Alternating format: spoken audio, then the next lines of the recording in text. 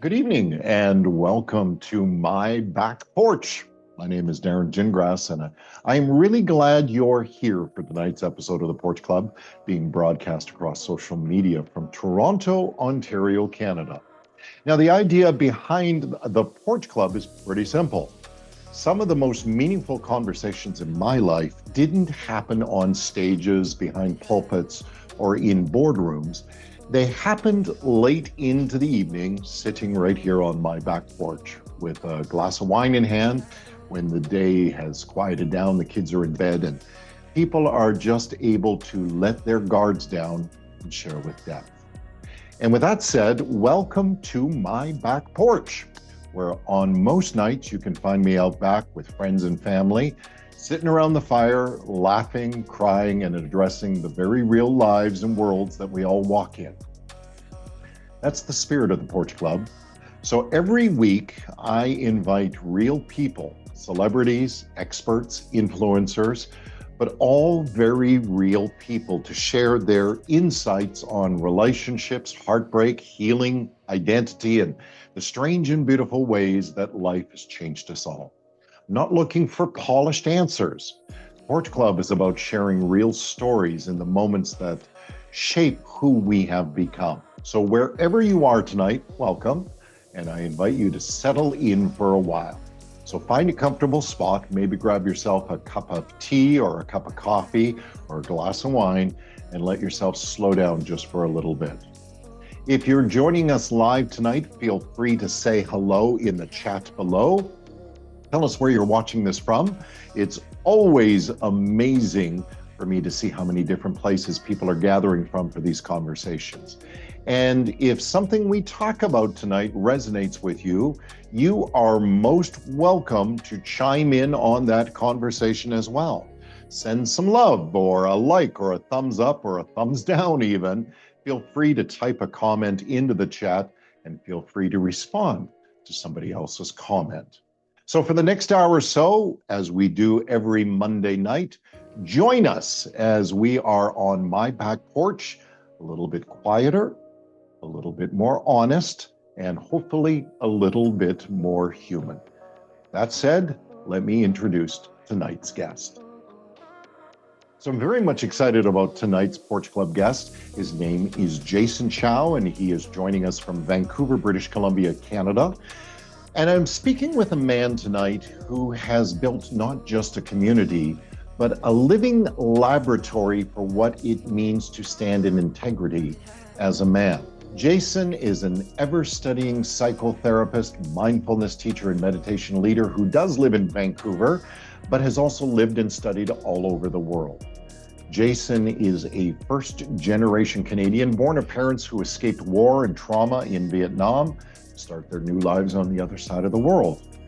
As a leader within various men's fellowship movements, along with his own personal experiences with attachment theory, semantic, and trauma work, Jason shows up to hold the hard edges of men's shared brotherhood, accountability, leadership, and somatic truth. For men who are done with the half-truths, they're done with failed relationships, and they're done with their own avoidance. It is about training men to stay in relationship with themselves and with others, even when it's uncomfortable, even when it's confusing, or even when it's threatening. On tonight's Porch Club, we are jumping into the felt experience of men's work in a world where even the label men's work is considered suspicious. And we're going to be talking about being male, the shadows, edges of it, the patterns that men have to break within themselves, and the resilient forms of trust and authority that men can grow into when they stop running from their interior reality and start living in authenticity. Welcome, Jason. All righty. What are you drinking tonight? I got myself some hot chocolate that my younger brother gave me. I'm drinking coffee. At night? Everyone always says that to me. I swear to God, I could drink coffee until 3 a.m. and I'm fine. We've talked about this before, but like, what's your background? Like, you've told me a little bit about your family over the last months, years. Um, how did your family end up here? Who is your family? What's the story there? This is always like I don't know how much to get into it often. So my parents were from Vietnam. They didn't immigrate here, and I didn't realize that this was um, kind of a unique thing. But they were war refugees during the Vietnam War, or after the Vietnam War. Okay. So after the Vietnam War, Vietnam had a war with China called the Sino-Vietnam War, and they were Chinese in ethnicity, and there was a lot of discrimination during that time. Um, they were being prosecuted by the Vietnamese government. So there's a huge movement. It's called the Boat People. I actually learned about it in grade 10. I remember the boat people. The Boat People, yeah. Yeah. My parents were on boats. So yeah, they were lucky enough to be some of the thousands that survived. I think the estimates of they don't know how many of them died, but it's anywhere from like 30,000 to 300,000, which is a huge, discrepancy. Right. It was not documented very well. Right. But yeah, So but you were that's born in Canada, mhm. So but they your met. parents are from Vietnam. Yeah, they actually met in Canada. Okay. So my mom is from the north, my dad is from the south, and growing up, The uh, south and north of Vietnam. that's right. Okay. So my dad's from the south, my mom is from the north, which is pretty different. And growing up, um, my mom used to say, "Yeah, our side won." Oh, Um, and there's a different culture in the north. right. They got the bombs dropped on them. So I didn't realize this as I was growing up, but I'm pretty sure she must have been going through some PTSD as we know it now. I love my mom. Yeah, of course. There were moments. There's three of us. There's three boys. I have a older brother, younger brother. Age range, I think it's 1.5 up and 3 down. So Right. she had her hands full, Right. um, and she dealt with it with the same kind of vicious authority that the Americans tried to instill on them. So yeah, that's what I remember. It was like a unique childhood, to So say the least. is that story formulative of who you are? Is that part of is how much of that is a part of making Jason who Jason is? Yeah, I think it's everything. Those formative years, I think they call them the formative years because I definitely feel like that imprinted onto me, as it does to everyone, however um, they are brought up. Right. Yeah. So when you see yourself as somebody that's grown up with parents that were war refugees, did you Yeah. feel different from other boys, guys growing up? I don't think I realized the difference until I started going to school. And then, yeah, once I got to school, I was like, oh, who are all these very weird people? They look very different from me. This is northern Canada. Right? So I was, I think there was one other Japanese boy in my class. I mean, I don't know, the Asian. Yeah, yeah. And I was like, are you, I remember I was going up to him. I was like, are you Chinese? And he would go, no, I'm Japanese. I was like, I went home. I go, Mom, what's a Japanese? So, you start learning about these things. You start learning about races and cultures, and then you learn about differences.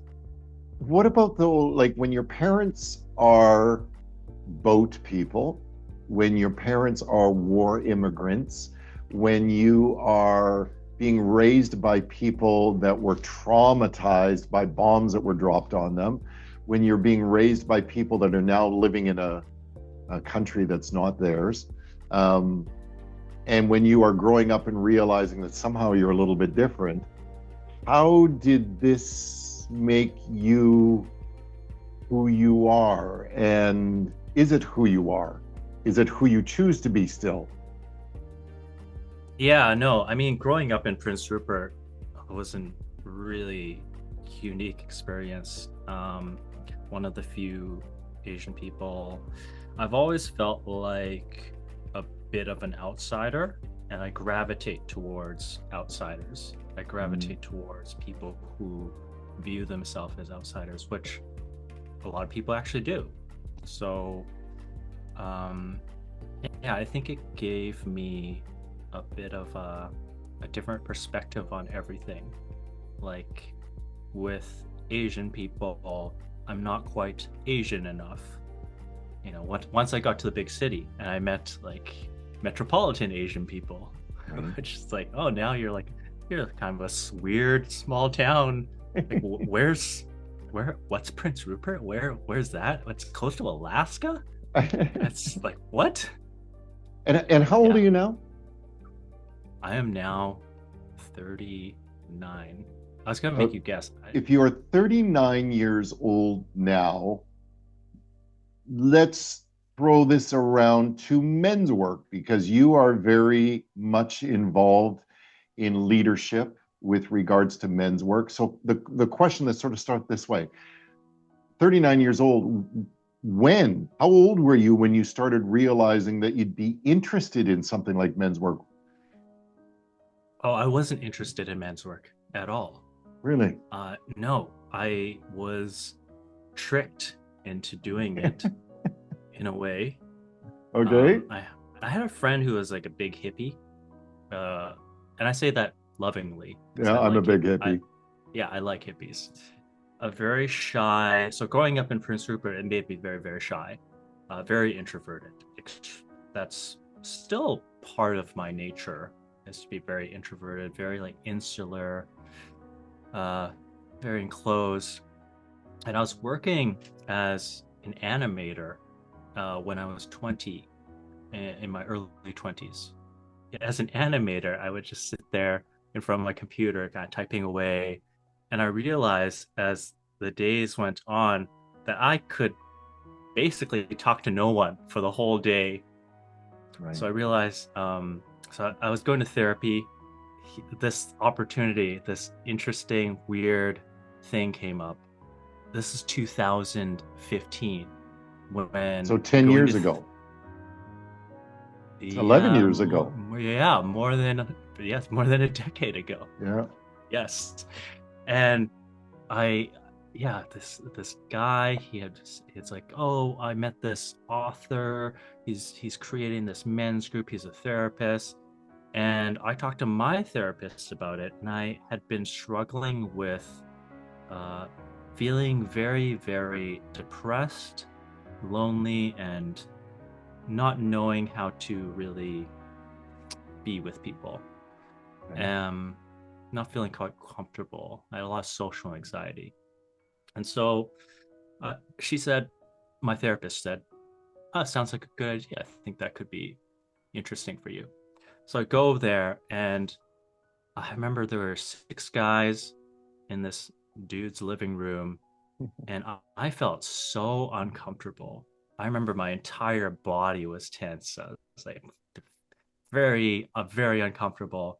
Um, and I left, and thankfully I had been reading a lot of self-development books. You know, I wanted to learn. And in one of these books, it had said something like, yes, growth is outside your comfort zone. So I went back, and it's been 10 years. I've still been doing it. It's become more comfortable.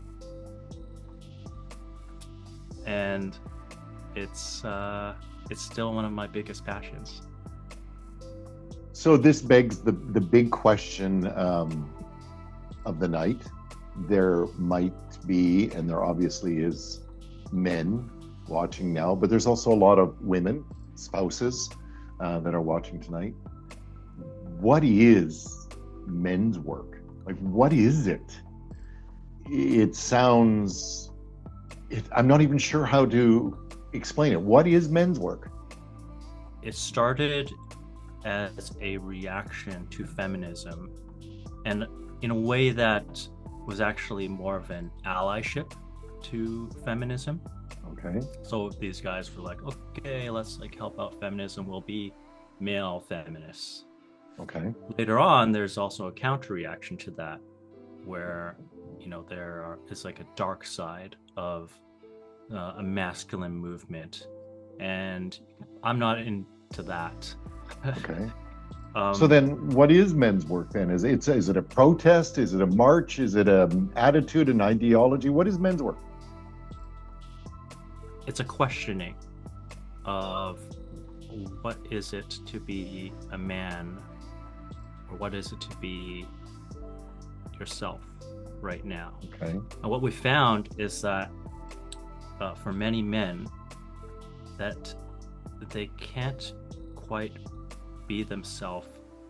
There's something that happens when men want something for a mate, or they'll kind of change themselves. And so the idea was, when men get together, and really they don't want anything from one another, there's just a bunch of strangers, then who are you in that context?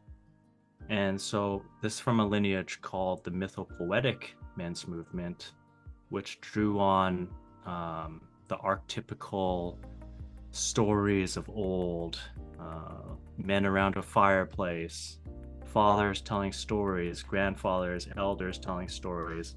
And there was an initiation rite, and I'm not talking about like the culty kind, Sure. but okay. in ancient and indigenous cultures, boys needed to be initiated to become a man. We don't have that anymore.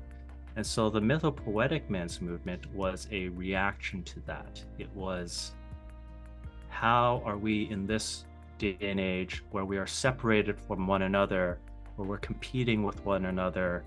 How do we come back to relationship with one another as brothers, as men who are not competitive, as men around a circle, to come to some understanding?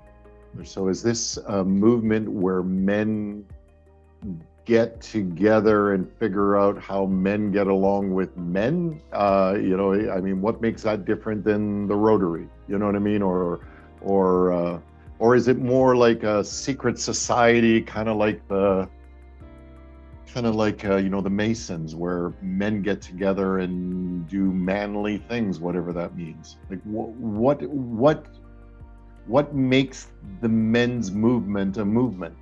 Because right now I can guarantee that there are women that are listening that would immediately, their backs are starting to raise as we talk about making men stronger together.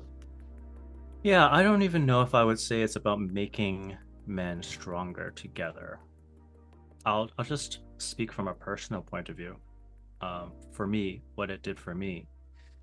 So as I learned to sit in circle with other men, and I didn't want anything from these guys, what it taught me was, who am I when I'm not competing? Who am I when I'm not wanting, sex, or like to do business, or like necessarily friends?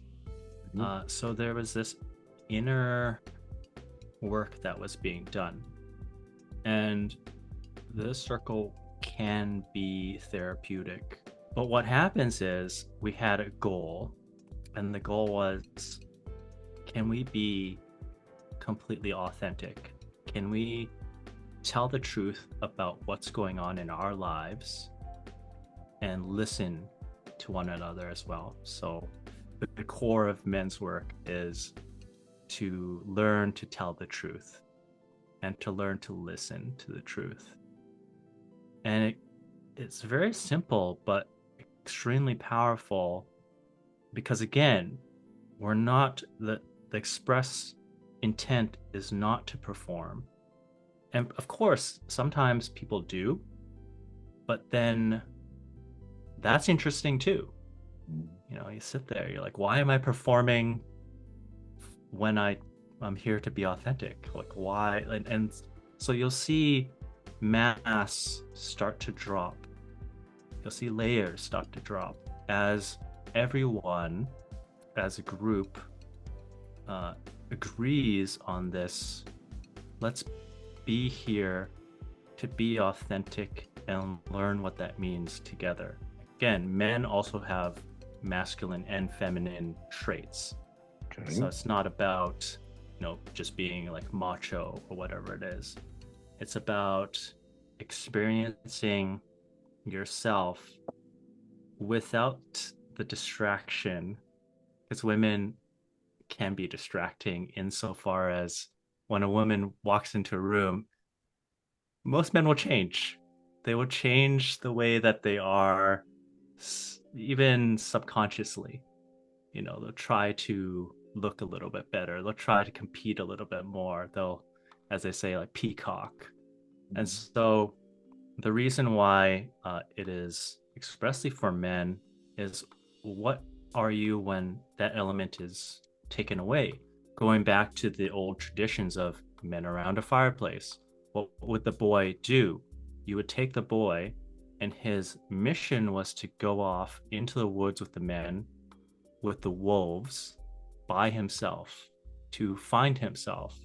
And once he was able to survive in that wilderness, he could come back to the tribe, and now he was a man. We don't have that anymore. Okay, so let's ask the questions that I know people want to ask, because when we talk culturally, the moment you start talking about masculinity, um, people are afraid of it. It certainly gets charactered. Um, there's people that are very critical of anything that uses the line men's work or men's development. And some people, and I'm sure there's people that are listening tonight that are even wondering about this one. Some people would say that men's work almost reinforces patriarchy, and they just do it under a spiritual guise, if that makes sense. So I guess my question for you is is that critique valid? Is there any truth in it? Why is masculinity so scary? That's a great question. I don't know if I would even characterize myself as stereotypically masculine. And this is the idea, is what does it even mean to be masculine? And for me, the question is actually more important than the actual answer. It'll be different for every person. But yeah, it's completely valid to critique the question itself. To say, oh, well, masculinity as I guess a little bit more of a social constructionist would say, that's just the language. Why do we even need that? There's in many cultures. I lived in Thailand for a long time. They have like a few different genders. So when we're talking about masculinity, though, I want to be a little bit more specific. I'm using it in more of an Eastern tradition type of way, where, say, borrowing from Taoism, masculinity and femininity, the yin and the yang, are in every person, and they're ways to describe elements of a person. Or in like Jungian psychology, it would be the enema and the animus, which is in every person. Okay. So yeah, it's completely valid to say, okay, this might just be reinforcing things. But I think I think it's reductionist or simplistic to say it's one thing or another. The point of it is to question and keep questioning, what does it mean for me, and not what does society tells me it means, but what does it mean to be like, say, one of the descriptions is masculinity in the Eastern tradition is considered hard, and femininity is considered soft. Mhm. And again, you might argue with that. Why does it have to be that way? But let's just Sure. go with what tradition says. Maybe the old masters had something to teach. Or masculinity could be analogous to fire, and femininity more water. And what we're doing is we're learning to speak and use language in a way that can express what we are experiencing directly. You know, So does you're that? not, what I'm hearing is you're not working to turn men into traditional masculine anything. I'm hearing that you're helping men to come to peace with things that have traditionally been gendered or labeled as masculine or feminine that all reside within all of us. Is that fair? I think so. Yeah, yeah. I would say that's fair. So, it's interesting. You said something right now, and it actually triggered me. I put it in my notes here. You made a comment about authentic men learning authenticity and needing to be authentic. And I'm smiling because last night I was literally sitting with my spouse. Now, typically here, as we sit on the porch, there's a group of us that on a regular basis get together. My spouse and one of her friends and one of my best friends. We will get together, and my best friend and I will often talk about, us as men, genuinely wanting to grow to a place of authenticity. And I guess we must use this language on a regular basis because last night, as we were talking about this with my spouse, she was telling me that her and her friend have often sat together when they are by themselves going, what the hell are the men talking about when they're always saying that they need to be authentic and their goal is to be true and real? Now, I'm not assuming that, that we are everybody, but it surprised me that she didn't really know what I meant. And yet, when I often talk to men, they immediately know what I'm talking about. And I'm not Right. assuming that that's a men thing or a male thing or a female thing or a gender thing, but authenticity is definitely something that many men struggle with for whatever reason. Is that a fair statement? And if so, why? That's a very fair statement. And I was just writing a. That's funny. I was writing an essay about this paper for my program. Yeah, there has been a substantial amount of research that has been done on this topic. And what they find is that men, more so than women, will report feeling a pressure to be a certain way in different contexts. So they will feel like they need to be more stoic.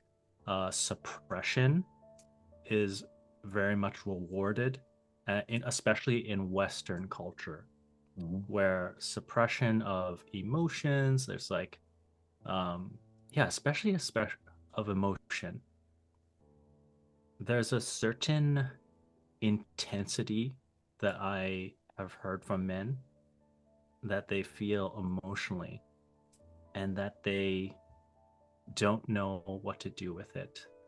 They don't know how to express it, and they feel like they need to protect others from it. And Let that's me what is just reiterate what you just said because that's pretty profound.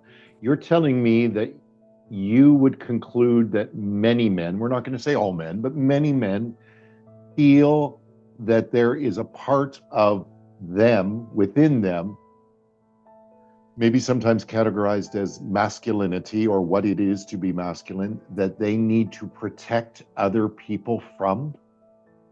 they feel intensely. and or they have learned to completely numb that feeling.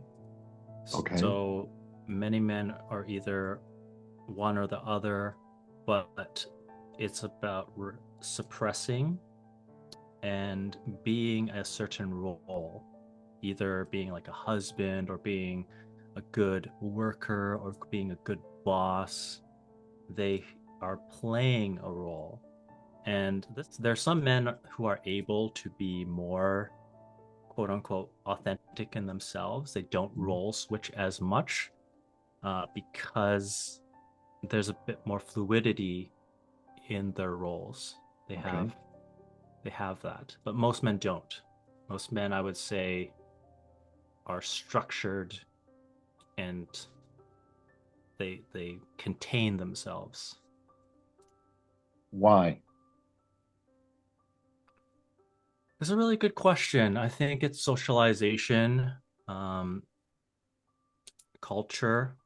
I think there's elements of Hollywood or the way that men are portrayed in movies where, you know, war is propagated, where Okay. there's like certain toughness has is like a thing. There's there's many reasons, but it's the way that boys, men are socialized. So then the question that I guess that percolates to the top of my head is, isn't it kind of dangerous then to get men together in rooms of men teaching each other how to be men? It's kind of like the guys hanging out the back of the Legion Hall, you know what I mean, teaching each other how to be masculine. Why not bring in a room full of women and let them sort of tell us what it is that they're looking for? And they've obviously, these women, many women have tapped into many of these things and learned how to be authentic. Why are we not bringing them in and putting men in rooms with women and learning to nurture that side of us? What's the power in men being with men? So one of the things that we do in men's work is this concept called healing the father wound or healing the mother wound. Okay. Um, so this comes from this concept by actually a poet, Robert Bly. He wrote this book called Iron John. Iron John. Yeah. And in the book, he proposes that the wounding is a natural part of a boy becoming a man. And same for women. The wounding happens. So when the boy is taken away from the mother into the forest, Okay. it's traumatizing. You know, life life is traumatizing, Okay. and I'm not using traumatizing in a. I know people throw that around a lot, and it might even be triggering, but it's not necessarily a bad thing. It's a As formative thing, without a it's a doubt. formative thing, and it can feel extremely bad at the moment. But as we gather as men, one of the intentions as well is healing, is is learning what that lesson was all about. What did it? What was Okay. separating like? Kind of So let me see if I into can it. restate what it is that you've said. You're saying that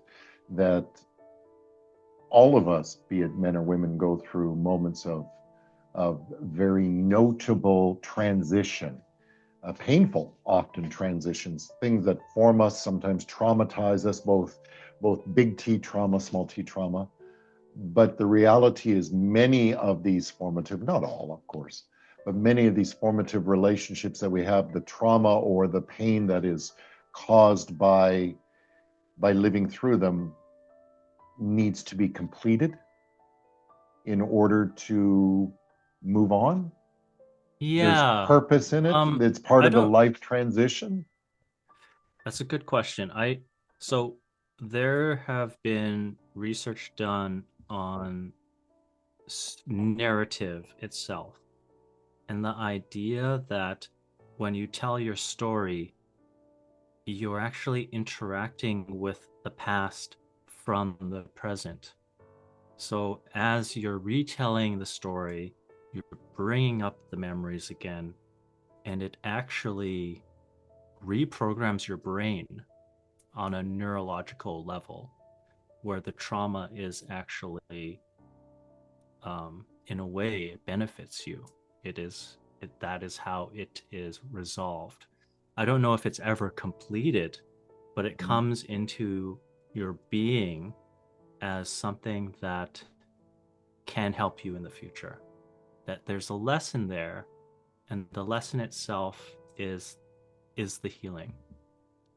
So, what need then are these men that are gathering in your groups?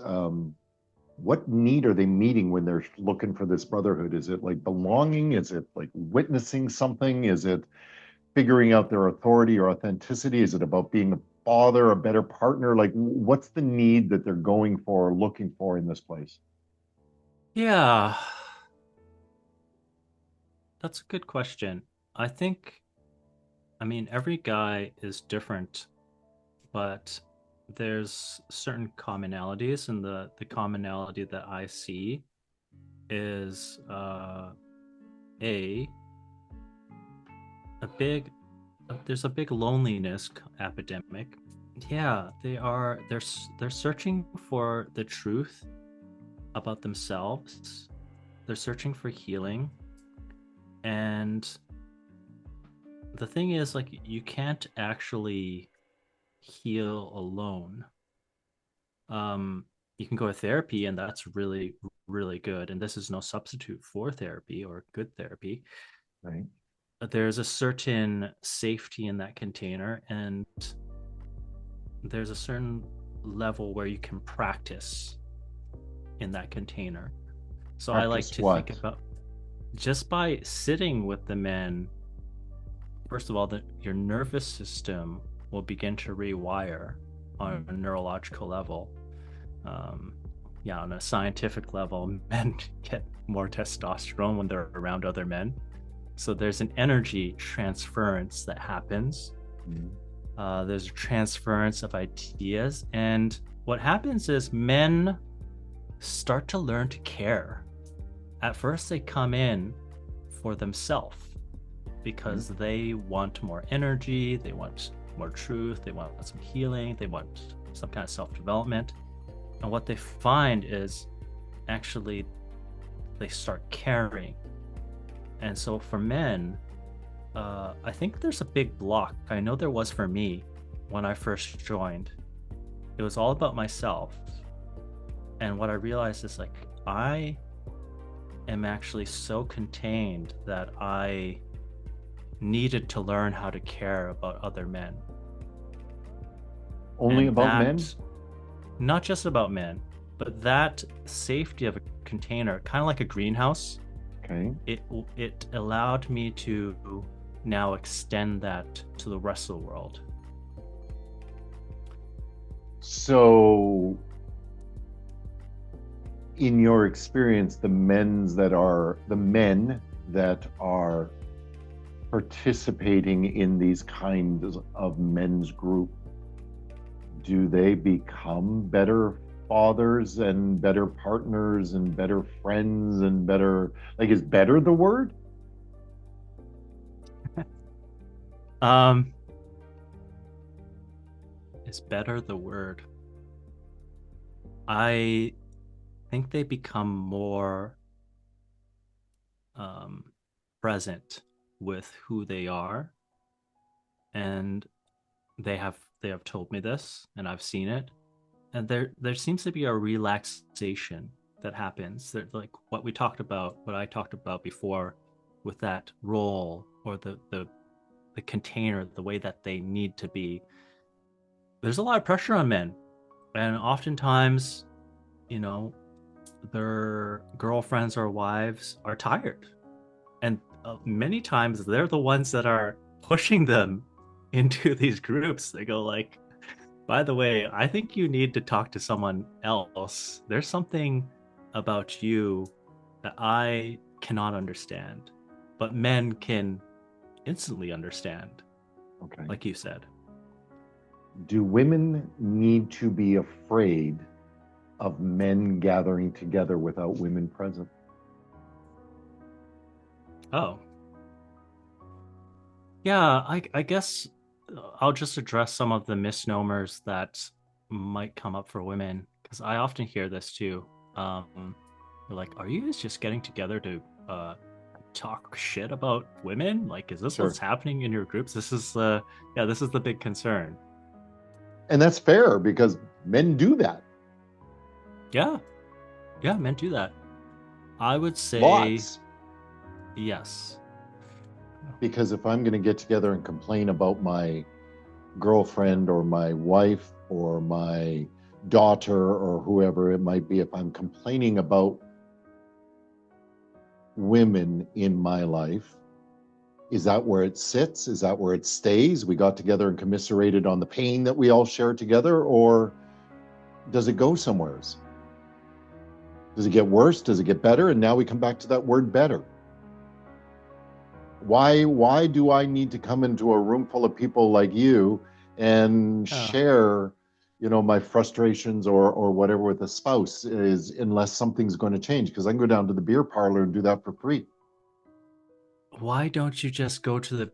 Well, first of all, it's a sober space, so we are practicing the art of relating without being intoxicated. And I know this is a wild concept for a lot of people, but we are training. It's it's about practice and it's about expression. So the men are able to have the freedom to say things wrong, and they are held accountable for that reflection. So they will be challenged. It does go deeper. And the point is not to be lazy about the reflection. It's not just like, oh, you go there and you complain and that's it. And the guys like all agree. There'll be other guys that are like triggered by it. There'll be challenges. So that is the major other key aspect to men's work is the accountability part. Because it's not just about commiserating. It's not just about, okay, we're here to talk. It's about what do you actually want for your relationship? Do you want this to be a successful relationship? Well, okay, now you've had your complaint fest. Well, what do you want to do about it? I think that challenge alone, like that, it's a very intentional space. But yeah, okay. Because you're saying something really powerful. So let me play on what it is that you're saying. You're saying that men are going to get together in this thing called accountability. So in other words, we're not allowed to just get together and whine and complain. There are men that are going to hold us accountable. So let me throw this as an example. I'm now showing up on whatever night for your men's group, and I'm talking about how my wife is triggering me. That's a word that you use, and it makes me just want to throw, the remote control against the wall and kick the dog and whatever else. It triggers me. So Sure. does your accountability play out as you shouldn't do that? Or what does accountability look like? Like, is it just, how are you making me, or how are we working together? How are these men gathering together to turn me into somebody that doesn't throw the remote, doesn't kick the dog, and doesn't live as triggered in the same way? So I'm not trying to do anything as much as possible, but I will guide certain aspects. So if you were like, okay, I'm having a lot of issues with my wife or girlfriend, I'm like violent, I'm feeling like I want to punch a hole in the wall, kick my dog, Right? okay, that's the first stage. you're noting things. That's allowed. This is the space for that. It's a non-judgmental space. Well, maybe there will be some judgment, but it doesn't have any consequence. You can't share this at work. You can't share this even. Sometimes you have a really good friend, but they have their own problems. They're or you guys just want to go off and have a beer and enjoy. They don't not necessarily there to be your full-time support. That's great if they are. But what happens in our space is, okay, you're noting it. Where's the ownership piece? That's the second stage. Where's that come in? What do you like? Okay, now you're owning your emotions, and let's dig deeper. Like, where's this trigger coming from? That's where it's really up to the man to not be lazy in his thinking. And that's the main part, to not just stay on the surface. What's really bothering you? And then from there, and this is not going to, it may not happen all in one night. It's not just like, okay, we're going to go through the process. It's very much up to the man how fast or slow he wants to go. But even the fact that he's opening up, there's a certain pressure valve that is already being released. And as long as they're not being abusive or actually violent or threatening actual danger to themselves or others, go for it. Be as expressive as you want. Shout into a pillow. Punch, not your dog, but something soft that won't hurt your hand. And then after the ownership piece, oftentimes there is a transformation or a dropping that happens. There's a shift that happens, if not naturally, intentionally. And that is really what does keep men coming, because they do see those shifts over and over, and they see it in others as well. Do other people see it?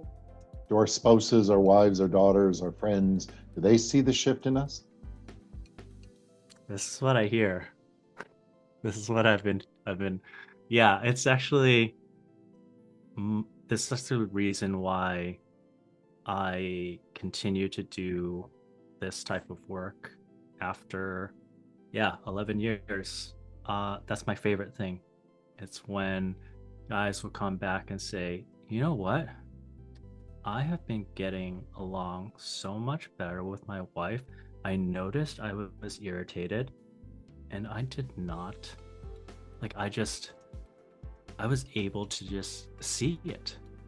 Whereas before, there's a reactivity to it. Somehow regulation. There's regulation. There's more capacity to hold and to respond rather than react. And that's really where the accountability comes in again. Accountability and also responsibility. The ability to respond increases. So is it less about turning men into a certain kind of ideology or framework, or a conservative thought process or a progressive thought process? Is it more about teaching men to process and giving the tools to do it? Yeah, it's interesting. Men's work is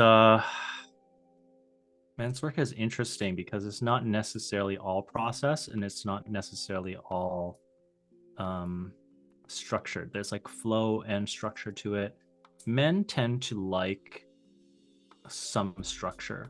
They tend to like, okay, I have this I want to accomplish.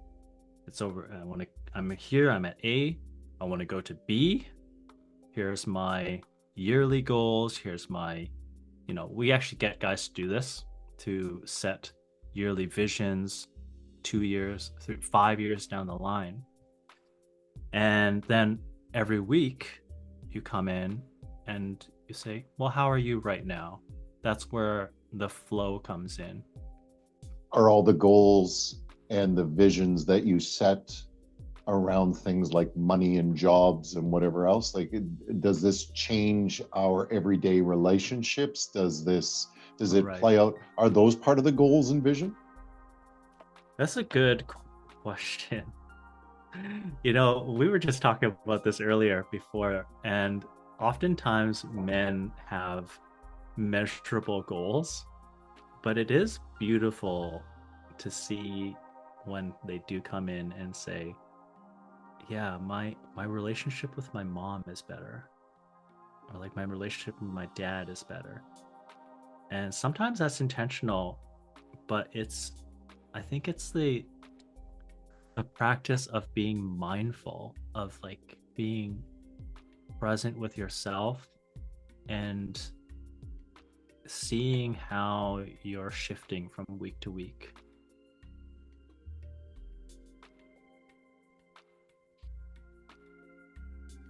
If you were to speak to women, particularly we have lots of women that are watching tonight, is there something that maybe wives and moms and girlfriends and sisters and colleagues are maybe misunderstanding about men in our present culture? There's something that women are misunderstanding about men. I have never thought about this question. Do you know what's weird about it? Yeah. I have thought about that question. Okay. I really have. And Yo. I think the thing that many women don't quite understand about men is that we're not always as resourceful as they might think we are and as we present that we are. That men are trained to be presenting ourselves as resourceful, but we're not always equipped with the tools to bring about transformation, to we're not always equipped with the understanding or the bandwidth or the capacity, to use your word, to address all of these situations. And sometimes I sort of feel like, I know for myself, being a part of a men's group has just been learning from other men some of those resources to be able to be resourceful, to learning from other people. Sometimes you didn't know you were missing something until you heard other people go, well, you know, that's not the way it is, right? And I just never thought of it. And so I would often say that I think women, because of the way men often present ourselves and the way we are presented, assume that we are way more resourceful than we are. I think most men genuinely don't know what to do with many of the more nurturing or gentle, let's say, emotions, because many times they're either not addressed or they're shut down. I think men can identify with anger and rage much easier because it's acceptable than it is with other emotions, and it's because we're lacking resources. We're I'll say one. lacking capacity. Okay, yeah, you've kind of jogged my memory. I'll say one thing on that point, which is that men often don't let on like they're feeling a lot. And even that word, feeling, is loaded for men. Loaded. Because oftentimes for men, especially more avoidant men, they're being like interrogated by that question, by their mothers or by their feminine partners, girlfriends, whoever they are. The how do you feel question feels like a trap. So they're not being interrogated, but it feels like they're Yes. being interrogated. Okay, that's fair. Yes. That's fair. Sorry. Yeah, I Sure. should. Sorry. Thank you for correcting my word choice. Yeah, it feels that way because oftentimes when men have expressed their feelings, it doesn't go well. It doesn't go well for them. And so being able to practice that in a container where even if you change the language and ask them, how is your experience right now? It subtly starts to actually open something, allow something. So then, what do men misunderstand about men? I'm trying to think all the way back to when I first started this stuff, and that we're not actually competing with other men. I feel like we are conditioned by society almost like in a conspiracy kind of way, uh, to that we're being divided and conquered, and that we're really, as the cliche goes, and it's true, we're really competing with ourselves. And yet at the same time, we are like in relationship with one another. But I think learning to trust yourself in relationship to other men is one of the most, uh, I don't know what the word is, but Rewarding. yeah, it's one of the best things you could do. I So remember that. Can I go tell ahead. one story? Yeah, please do. There's this one guy when I was starting. He used to trigger the the shit out of me because I was like, oh, look at this guy. He's like tall, good looking, and he's like, he reminded me of one of my bullies in high school. Okay. I was like, oh, I hate this guy. I just hate this guy. And one day he just came up to me. We had some contention, and I think he could feel it. It's like, I'm not your enemy. I want you to know that. Like, I like you. And I didn't. It didn't like we didn't become best friends right away, and we still aren't. But we did come to um, a softening and a respect for one another. Okay. And I think, I mean, I still remember that. That's like 10 years ago. That was one of my biggest lessons. And what I really actually learned from that is that I was envious of him. I wanted to be more like him, to your point about resources. He was really articulate, he was an extrovert, I was an introvert. I'm like, I want to be able to, I actually want to be able to express myself more like that Hmm. in my own way. But what's And so interesting off, about the story you say is you defined it as introvert, extrovert. You defined it as this guy triggered you because he was like a bully. You defined it as this guy reminded you of something from your childhood. But the reality is, when you were truly getting authentic with yourself, is that you were envious. yeah, Wow. Wow. yeah. This is Wow. this is the competitive thing, and I think a lot of men. So we have language to describe what's going on, but it's not in any way tied to what is reality or truth. There's a saying in, I forgot what tradition, but it's like, oh, you're never quite angry for the reason you think you are. Mm, And it's not always true. Sometimes sure, you are, sure. but it's often true because it gets you to dig a little deeper. And when you can uncover something, oh my gosh, the transformation and the shifts are very rewarding.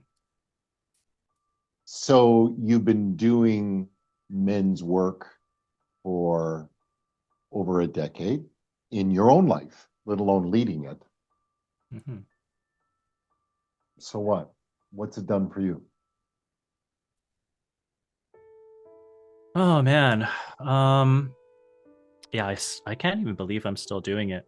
I if you were to ask, if you were to tell people in that first group, oh, this, like, Jace is gonna be still here 11 years ago, because I was so introverted. Um, my teacher actually tells me, still laughs about the first meeting that I had, he goes like, you know, that meeting, I don't think you looked at anyone. You just looked at your feet. You looked at your feet the whole time. I was so surprised you came back. It has taught me the value of showing up for myself and others. There's a energy that happens when you show up, whether it's the gym or whether it's a group where you come together to tell your truth, to work on yourself.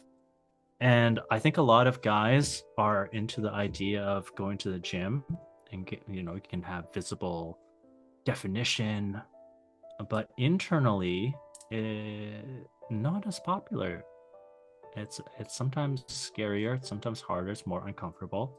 For me, I've become much more comfortable being uncomfortable, much more comfortable being vulnerable, and it's held me. The men have seen me through different relationships, different heartbreaks, transitions in my career. So, what would you say to 9-year-old Jason, who grew up in a family whose parents were boat people and war victims and carried trauma of huge human tragedy? And as the kid that grew up in northern British Columbia, near to Alaska, as somebody that was different, has this resolved you, helped you, healed you, hindered you? How has a decade of hanging out with men brought you to a place where you are resolving? Why bother? Why'd you bother? Would you do it again? I think I'd be quite happy with who I've become. And for a while, it's funny because I lost track of that 9-year-old. I lost track of that kid. But I do actually, I am in touch with that side of myself quite often. And to your point, what would I say to him? Sure.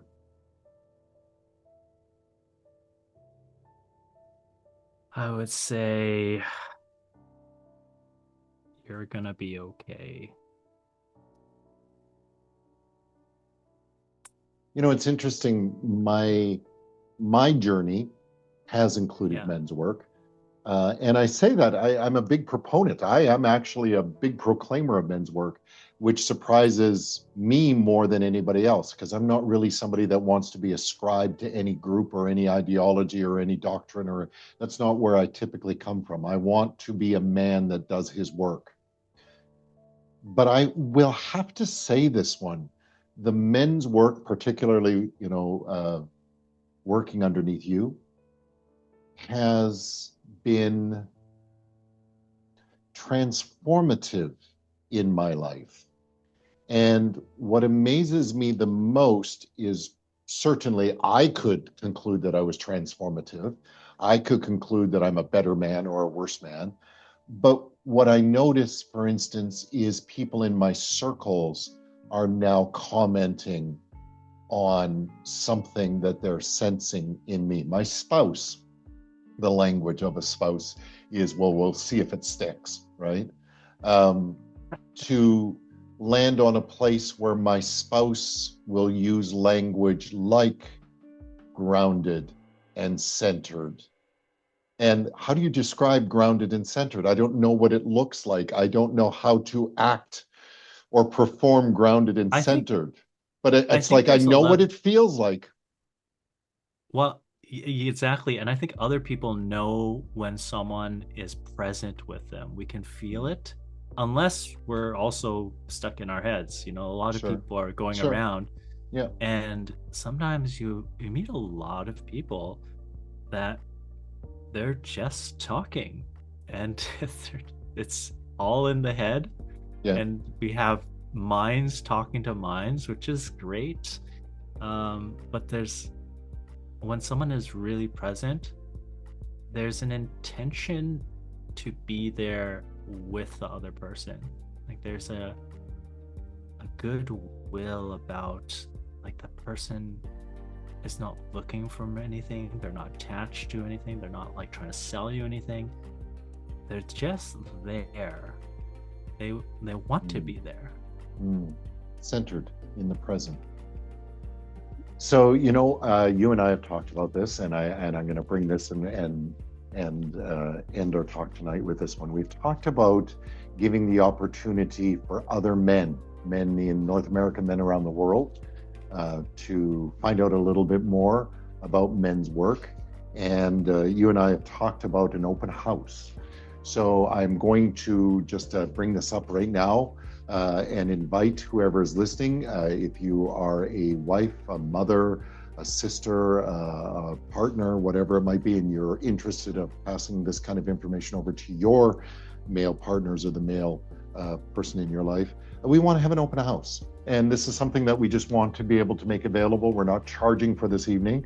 I will put the link and the details to follow with regards to this post, and tonight you'll be able to see it. But we're going to make it available on the evening of Thursday, April 23rd.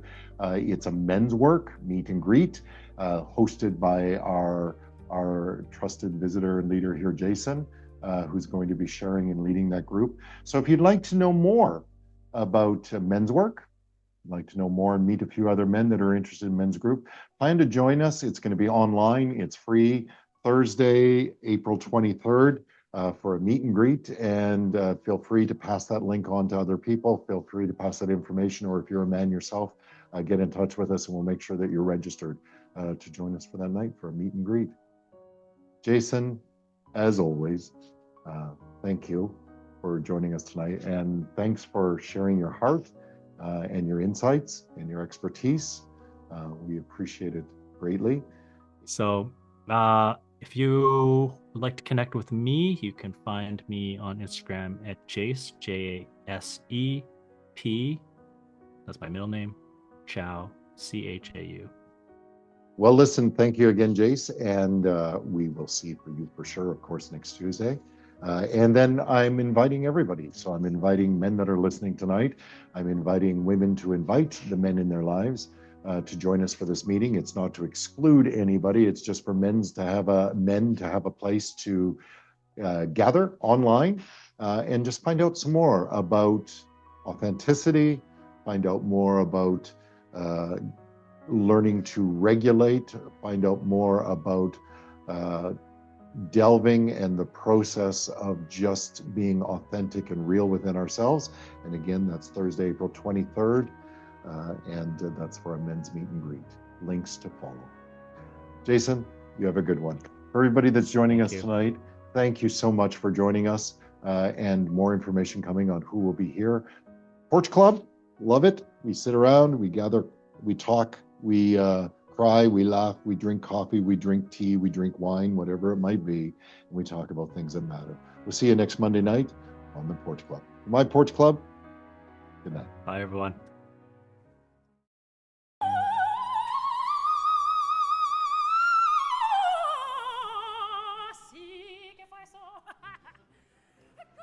Next week on the Porch Club, the internationally acclaimed operatic soprano superstar sensation, Lizette Oropeza. She's a New Orleans-born Cuban-American soprano joining us from Madrid, Spain. Lizette is one of the leading voices on the world's greatest opera stages, including the Metropolitan Opera in New York City, La Scala in Milan, and the opera houses of London, Paris, and Vienna. Even if you have never listened to opera, you are about to meet someone who has devoted their life to mastering breath, mastering self, body, and artistic expression in a way that reveals something deeply human about fear, resilience, and becoming exceptional. Do not miss this time together with Lizette Oropeza next Monday night at the Porch Club.